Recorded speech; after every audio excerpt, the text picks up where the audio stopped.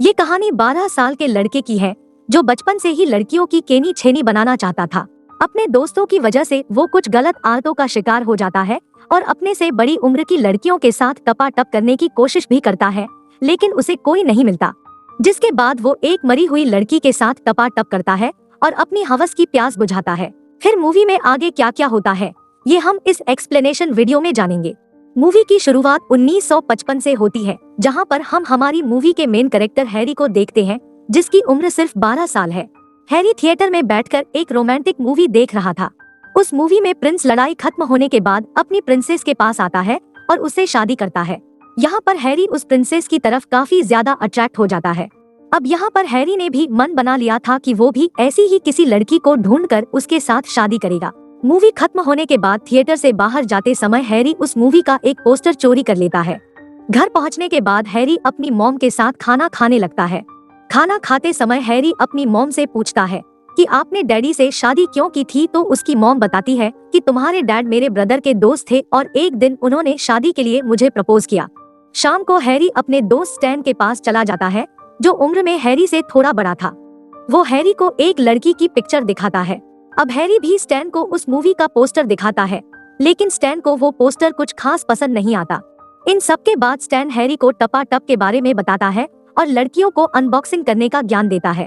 इसके बारे में हैरी को कुछ भी नहीं पता था। स्टैन उसे कहता है कि बड़े होने के बाद ये चीजें सबको करनी पड़ती है और तुम्हारे पेरेंट्स ने भी ऐसा ही किया था। वो हर तरीके से हैरी को समझाने की कोशिश करता है और थोड़े टाइम बाद वो दोनों एक कार्निवल में चले जाते हैं। स्टैन हैरी से कहता है कि हमें तुम्हारे लिए यहाँ पर कोई न कोई लड़की तो जरूर मिल जाएगी और तुम्हें डरने की जरूरत बिल्कुल नहीं है, क्योंकि मैंने पहले भी यहाँ पर काफी बार ऐसा किया है। स्टैन को व्हील राइड पर कैथी दिखाई देती है। स्टैन हैरी को कैथी के साथ राइड पर बैठने के लिए बोलता है। हैरी स्टैन की बात मान लेता है। वैसे कैथी हैरी के करीब आने की कोशिश तो करती है, लेकिन हैरी से कोई रिस्पॉन्स ना मिलने पर वो उसके साथ कुछ नहीं करती।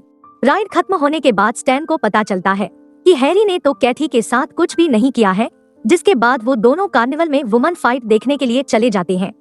यहाँ पर हैरी की मुलाकात एक ब्यूटीफुल वुमन से होती है, जिसे देखकर स्टैन कहता है कि ये वुमन तुम्हारे लिए बिल्कुल परफेक्ट है।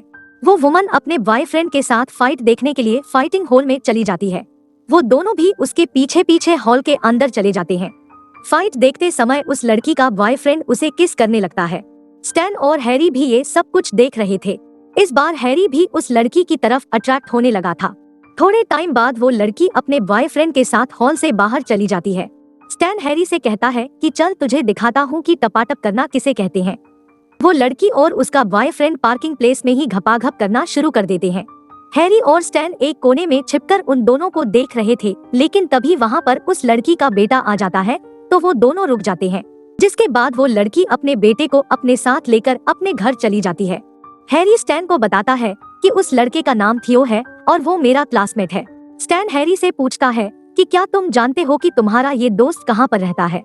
अगली सुबह हैरी स्टैन को अपने साथ लेकर अपने क्लासमेट थियो के घर चला जाता है। हैरी के बेल बजाने पर कोई भी घर से बाहर नहीं आ रहा था, तो स्टैन और हैरी घर के अंदर चले जाते हैं। थियो घर पर नहीं था। हैरी और स्टैन देखते हैं कि वो वुमन नशे की हालत में अपने बेड पर सो रही है, तो स्टैन हैरी को उसके पास जाने के लिए बोलता है और कहता है कि फिक्र मत करना, वो नशे की हालत में होने की वजह से वो जल्दी नहीं उठेगी।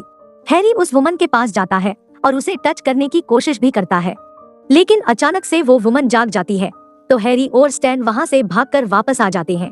अब स्टैन हैरी को अपने पप्पू को हिलाने के बारे में बताता है, जिसके बाद रात को हैरी उस प्रिंसेस का पोस्टर देखते हुए अपने पप्पू को हिलाने लगता है और अपनी हवस की आग को शांत करता है।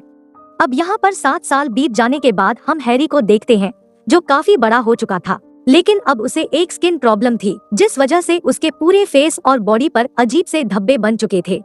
आज उसके स्कूल में ग्रेजुएशन डे था, लेकिन उससे पहले वो अपने डॉक्टर के पास चला जाता है। डॉक्टर उसे कहता है कि तुम्हें अभी और मेडिसिन लेनी होगी। इस स्किन प्रॉब्लम की वजह से हैरी ग्रेजुएशन डे पर अपने स्कूल नहीं जाता है। जिसके बाद शाम को हैरी का दोस्त विल उसका डिप्लोमा लेकर हैरी के घर पहुँचता है और हैरी को उसका डिप्लोमा देता है। विल हैरी से पूछता है कि क्या तुम आज रात स्कूल डांस पर नहीं आ रहे हो। हैरी उसे कहता है कि मैं ऐसी हालत में वहाँ पर नहीं आना चाहता। जिसके बाद विल हैरी को अपने साथ लेकर निकोल ट्रेन के पास चला जाता है। जिसके बाद वो दोनों ट्रेन का लॉक तोड़कर उसके अंदर चले जाते हैं, जहाँ पर काफी सारी ड्रिंक्स रखी हुई थी। ड्रिंक के नशे में हैरी विल को अपनी एक पोएट्री सुनाता है जो उसने क्लास की सबसे सुंदर लड़की लीजा के लिए लिखी थी, जिसे सुनने के बाद विल कहता है कि तुम्हें स्कूल डांस पर जाना चाहिए और लीजा से बात करनी चाहिए। जिस बात पर हैरी कहता है कि मेरा फेस देखने पर लीजा मुझसे बात भी नहीं करेगी।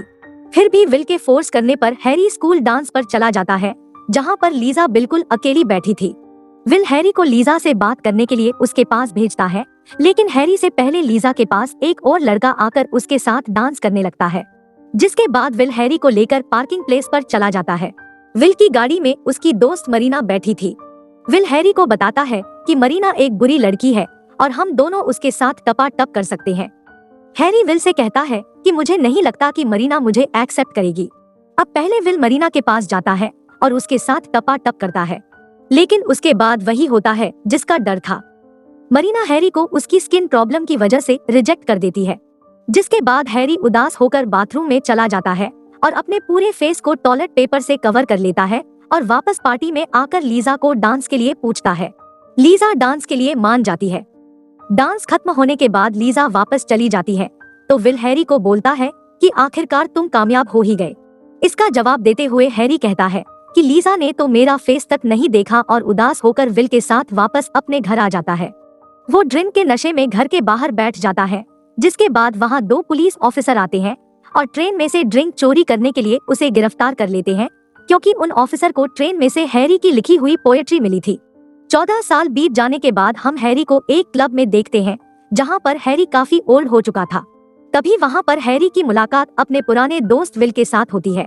दरअसल अब हैरी की लाइफ पूरी तरह से बर्बाद हो चुकी थी। हैरी और विल थोड़े टाइम बाद क्लब से बाहर चले जाते हैं। रास्ते में उन्हें एक घर के बाहर मुर्दा घर की एक गाड़ी दिखाई देती है, जो वहाँ पर एक डेड बॉडी को लेने आई थी। वो दोनों नशे की हालत में उस डेड बॉडी को उठाकर एक सीक्रेट प्लेस पर ले जाते हैं। हैरी जैसे ही उस डेड बॉडी के फेस पर से कपड़ा उठाता है तो वो उसकी तरफ काफी अट्रैक्ट हो जाता है, क्योंकि वो डेड बॉडी एक खूबसूरत लड़की की थी, जैसी लड़की उस मूवी में हैरी ने अपने बचपन में देखी थी। अब हैरी उस डेड बॉडी को किस करता है और उसके कपड़े खोलकर उसके साथ टपाटप करता है।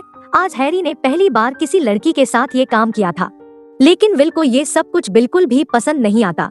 विल हैरी को कहता है कि अब हमें इस डेड बॉडी को जला देना चाहिए, नहीं तो पुलिस हमें पकड़ लेगी। लेकिन हैरी कहता है कि इतनी सुंदर लड़की को हम ऐसे ही जला नहीं सकते। अब हैरी और विल उस डेड बॉडी को लेकर समुद्र के किनारे चले जाते हैं। हैरी का कहना था कि ये डेड बॉडी ही उसका ट्रू लव है, तो हैरी उस डेड बॉडी को उठाकर समुद्र के बीचों बीच चला जाता है और वहीं पर हैरी की भी मौत हो जाती है। अगली सुबह विल को होश आता है तो वो हर जगह हैरी को ढूंढने की कोशिश करता है। दोस्तों, इसी के साथ हमारी मूवी खत्म हो जाती है।